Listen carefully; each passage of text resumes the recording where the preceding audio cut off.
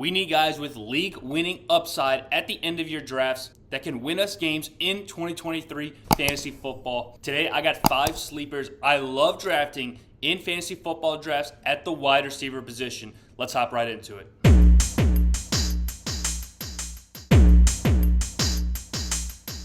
The first guy I love drafting is Jahan Dotson, and he is going to be the most expensive player on this list. Everybody else is past pick 100 in drafts.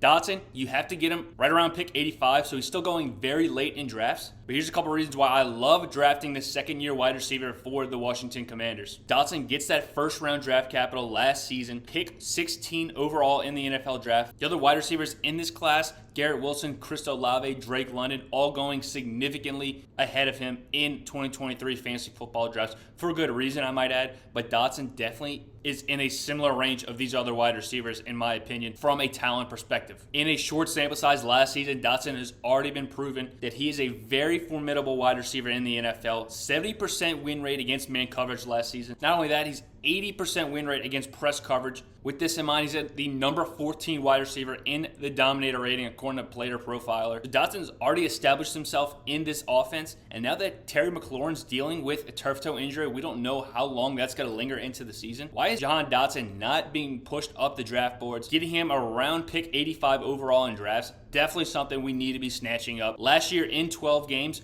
Dotson was contributing 7 total touchdowns, an incredible rate for a guy first year in the league in this offense in Washington. I expect this touchdown production to continue because we saw him do this at Penn State. Guy just has a nose for the end zone, it seems. Even with this touchdown upside we see from Dotson, he's the number 14 player in average depth of target. So when he's getting targeted, it is at deeper ranges and more fantasy points are going to come from this. For a very talented player, given the middle of the first round draft capital, Dotson has all the upside in the world to establish himself as a number 1 target in Washington, especially when we keep in mind Terry McLaurin is dealing with these turf toe injuries that have a tendency to pop up throughout the season. A lingering issue I'm worried about for McLaurin. So even more of a reason to go get Dotson 2 rounds after McLaurin at a much better value for a very talented wide receiver. A guy going much later in drafts, Nico Collins, one of my favorite sleepers in 2023 fantasy football. Heading into year 3, the first 2 seasons haven't been amazing for Collins, but what do we expect from him given the offense in Houston we've been seeing?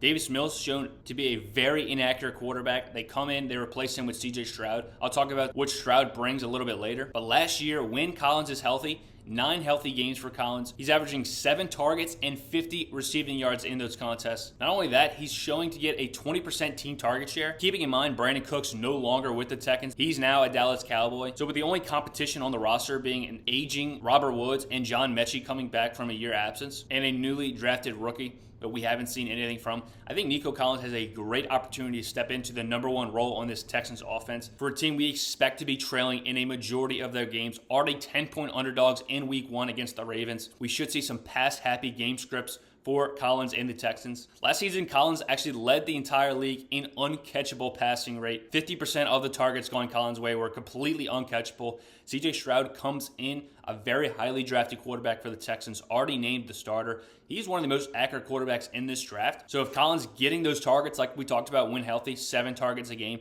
now a majority of those 7 targets, if not more, are going to be catchable passes coming from an accurate quarterback like CJ Stroud. We saw in the final preseason game, Stroud only 4 passes in that contest, but 2 of them going to Nico Collins, a deep route, nearly caught, but the defender knocks it away at the last second, and a touchdown for Collins in the red zone. So he's showing that presence inside the red area, which we love to see, and deep down the field. A beautiful combination for a wide receiver going late in drafts. We expect to have a high target share in his 3rd year in the NFL. I love getting Collins late at the end of my bench in my fantasy football drafts. Another guy you're getting basically completely free in your drafts, Van Jefferson. Now, before I get into why I like Jefferson, I have to add, this isn't a guy I expect to win fantasy leagues, but just where he's going in drafts, I think he can provide some value. Jefferson's been strictly a deep threat in Los Angeles, attached to that Sean McVay offense. But with Cooper Kupp missing the second half of the season last year, we saw Van Jefferson putting up double-digit PPR fantasy points in 5 of the last 9 games in Los Angeles. Now, obviously, that's nothing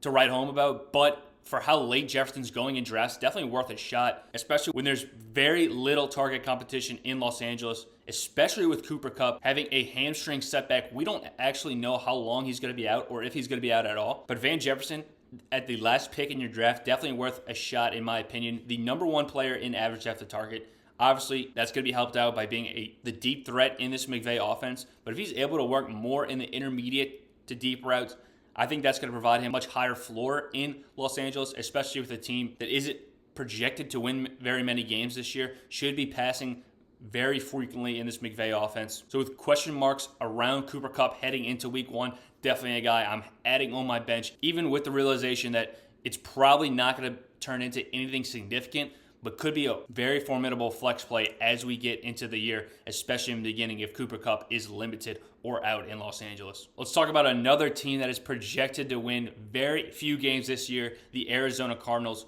Rondale Moore is one of my favorite sleepers all offseason long. Obviously, we're not very excited about the touchdown upside with a player like Rondale Moore, a very small frame in a very, very bad offense that we've seen. But last year, Moore was secretly pretty efficient. He ranked 21st in route win rate and 13th in route separation, according to Player Profiler. So when on the field, Rondale's been very effective with his route running, getting open and creating separation for his quarterback. Not only has he been efficient in his routes, but he's also been on the field in 95% of his snaps when he is fully healthy. So in these games that Moore is starting and finishing, not exiting with injury, he's playing 95% of the snaps and he's getting nearly 8 targets a game. In a 4-game stretch last year, he was actually a top 15 wide receiver in Arizona. Obviously, that's going to be a very small sample size, but with how much Moore is playing in this offense and how effective he's been, I don't see why that can't continue if he's able to stay healthy for the full season in 2023. Now, the Cardinals just cut Colt McCoy. They bring in Josh Dobbs. We don't exactly know who's going to be the starting quarterback, but whoever it is, if it is Josh Dobbs, we expect him to have a very low average depth of target, getting the ball quickly out of his hands, throwing it short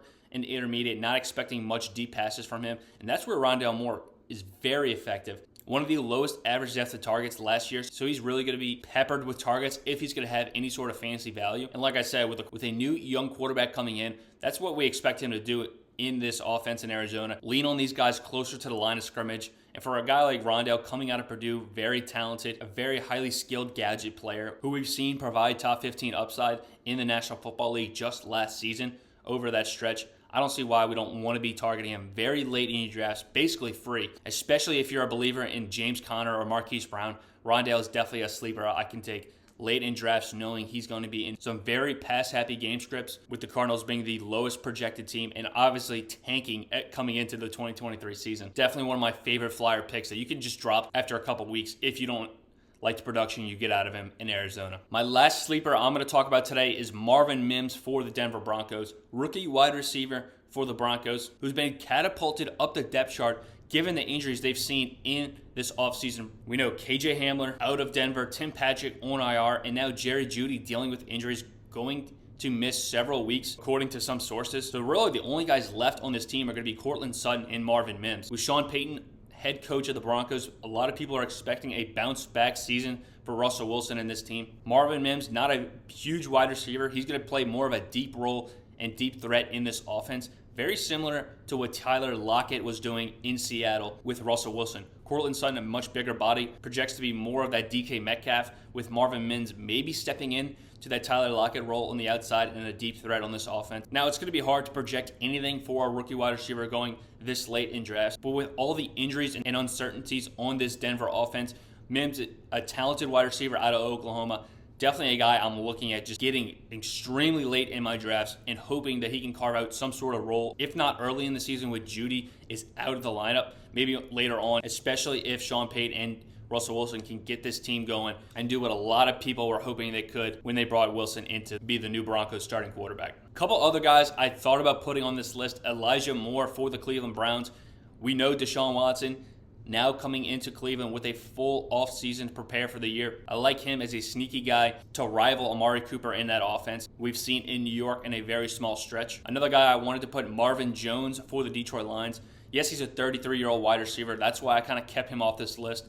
But someone in Detroit's going to catch passes outside of Amon-Ra St. Brown, especially with Jameson Williams missing the first 6 games. So that's why I leaned in that direction. But it's hard to predict any sort of upside from a 33-year-old wide receiver for a full season of fantasy. So I decided to leave him off. But those are 5 guys I love drafting in 2023 fantasy football, especially at average draft position, getting them extremely cheap Jahan Dotson, Nico Collins, Van Jefferson, Rondale Moore, and Marvin Mims for the Denver Broncos. Let me know what y'all think of these sleepers. If you get any sort of insight from our videos, leave a like and subscribe to the channel. Would mean a lot to us. And drop a comment letting me know what you think of these sleepers and any other fantasy football questions. I love debating with y'all in the comment section. That's going to do it for us this week. Thanks for watching. We'll see you guys next week with another episode of Fantasy Birds.